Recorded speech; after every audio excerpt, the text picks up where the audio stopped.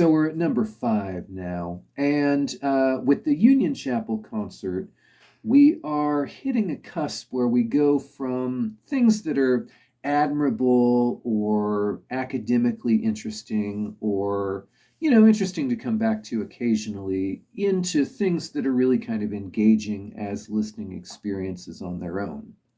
If nothing else, this is at least very different from most of what else is in his catalog. Now, this album was created with Guy Evans, and all kinds of other folks come in and out, including every member of Vandergraaf Generator. This was, of course, famously the occasion of their first reunion following their 70s breakup. The material includes some improvised electric pieces between Hammill and Evans that are similar in format to their album Spur of the Moment. It includes some solo Hammill, some Vandergraaf, even a couple of classical or traditional pieces. Now, it isn't always good, and, some of the improv-y moments may get a bit dull, but it's surprising and varied and distinct in a way that hearing another live solo recording of The Comet, the Course, the Tail maybe isn't so much. And when this stuff does take off, it really takes off. These songs benefit quite a bit from having the additional folks there making noise. They actually make Forest of Pronouns exciting, which I would never have expected. The drumming on After the Show lends it an extra sense of drama and dynamics that the studio version doesn't have at all. And this version of Train Time has a kind of percussive intensity that probably makes this my favorite version of that song, live or studio. Now, it's not perfect. They give Manny Elias the drums in a couple places for some reason. Why you would do that when Guy Evans is right there, I don't know. The sound can be a bit kind of muffled and distant, crackles sometimes when it's loud. Hamill's voice is lower in the mix in places than might be preferable. But it's noisy, it's unpredictable, it's varied, and the material is great. A spittle stream of vitriol and abuse.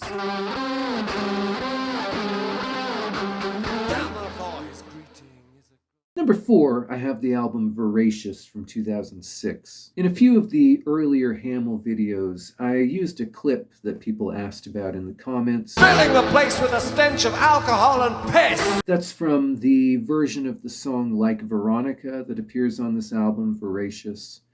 While it's clearly not meant to be a humorous song, even slightly, the grotesquerie of that line and the intensity with which it's delivered has always sort of registered to me as one of the very few places where Hammill crosses into the territory of unintentional comedy.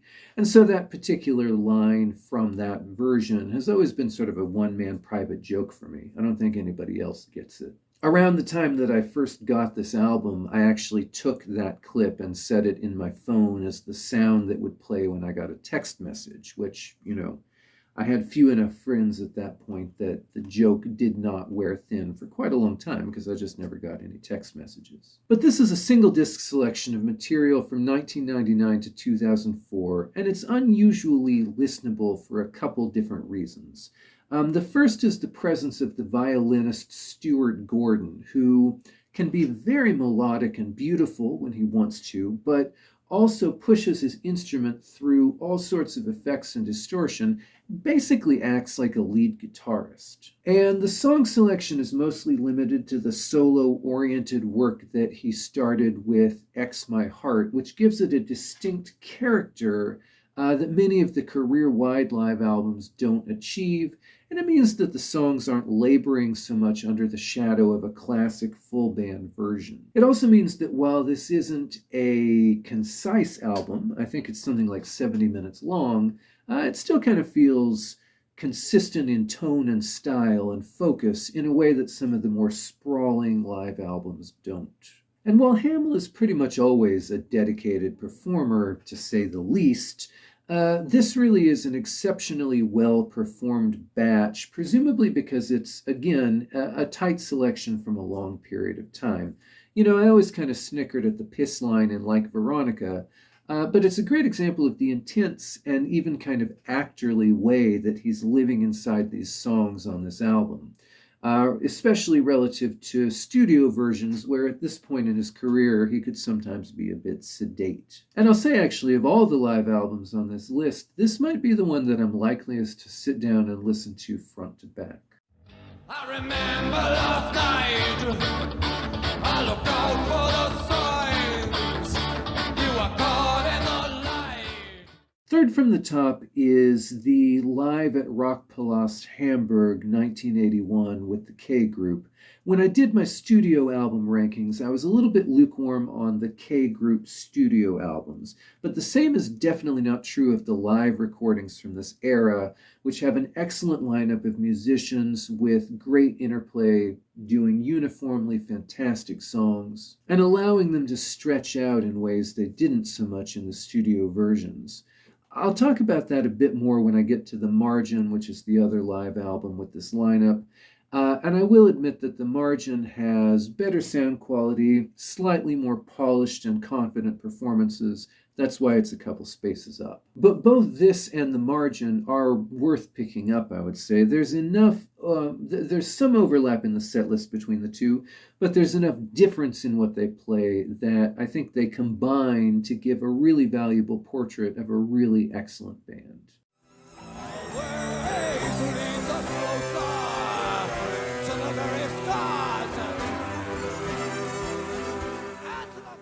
So at second overall, I have the 2-disc Room Temperature from 1990, which sits in kind of an interesting hybrid space where it doesn't really have what you'd call a full band, but it does have two excellent supporting players, Stuart Gordon on violin, who I've already talked about, and Nick Potter on bass, and they add some really excellent sonic depth and dynamics. Potter's work is melodic, understated, intelligent. Gordon has all the same virtues here that I talked about in my review of Veracious, though he plays, I think, with a bit more restraint here than he does on that album. But the additional sounds from Potter and Gordon lend variety and interest here without distracting from the basic intimacy and intensity of the performance and the details of Hamill's voice and playing. This is a terrific set of performances with absolute intensity and engagement throughout. It feels fresh and lived in while also keeping the core elements of these songs intact. The song selection is excellent, with a perfectly chosen set of highlights from the 80s work and a few of the more appropriate 70s Van der Graaf pieces thrown in as well. I had complained a bit about some of the production choices and instrumentation on the 80s work when I was doing my review of that decade. Hearing the songs here in a more organic form, I think, if you're not as good with his 80s material, partly because of that production, then hearing it here might be a good way to get a better appreciation of what's happening at the writing level. The slight limitations on recording quality in this album, such as, a little bit of occasional clipping during some of the crescendos, those add a sense of character and authenticity. I complained about the piano sound on Room Temperature being dated to the 90s, but I think here the even tinier and more artificial 80s electric piano sound actually gives it some character and flavor. That may be a rationalization on my part because I love this album and I want to defend it, but I think it's a brilliant live document, incredibly listenable, and as good a place as any to approach his 80s material. Wrong drink to order. Suspicion grows. Strong situation. And at number one, of course, is The Margin, and I've also lumped in The Margin Plus, a re-release with some expanded material. There are two obvious things to love here. First is the band. Hamill's on point here, peak power as a singer, incredibly fearless work. John Ellis is a fascinating and I think quite underrated guitar player with a combination of intricacy and fluidity in his playing that I can't really readily compare to any other player. Nick Potter is on bass here. I've already said some good things about him in the Room Temperature review, but what I think is impressive here is how capable he is of both subtle melodicism and really thick, fuzzy chunk. And Guy Evans, while I shouldn't repeat my earlier overstatement of calling him one of the best drummers in the world, is one of the drummers in the world that I am personally most inclined to listen carefully to, right?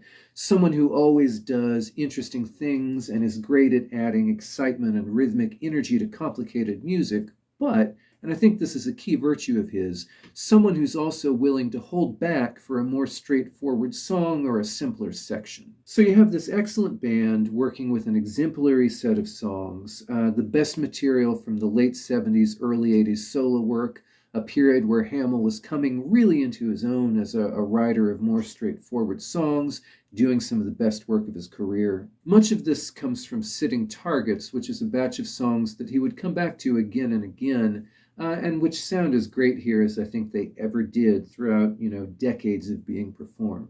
So this is great material by a great band, has Hammill at his absolute peak as a performer, some of his best solo writing, not just his best live album, but one of the 10 or so albums of his just in general that I would recommend to anybody who's coming newly to his solo performance.